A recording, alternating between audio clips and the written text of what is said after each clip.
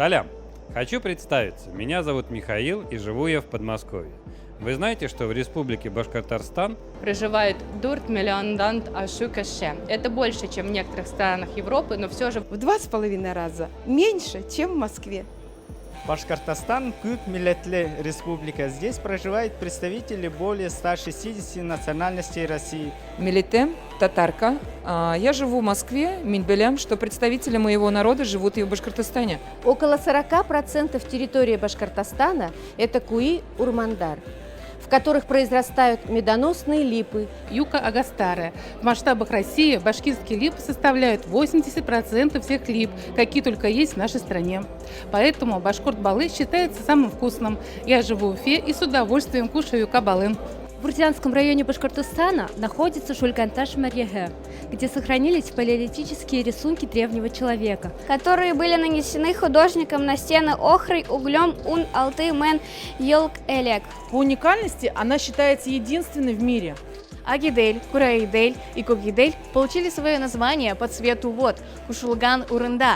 Сегодня илгаларисимы звучат по-иному – белые, уфимка и дема.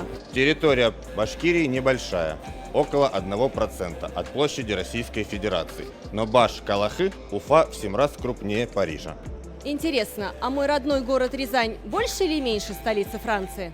В Уфе находится самый большой памятник в Европе, посвященный Мели Батыру, Салавату Юлаеву. Уникальность памятника в том, что при весе в 40 тонн он стоит на 3 опорах. Изображение памятника есть на Башкиркостан-Дын, Дуалят, Гербенда. О воинской доблести башкир сложены легенды. Фельдмаршал Кутузов обращался к ним: «Любезны вы мои, любезники, любезар». А великий Гёте – северные Амуры. В бою Гескер Хэм от Бердам.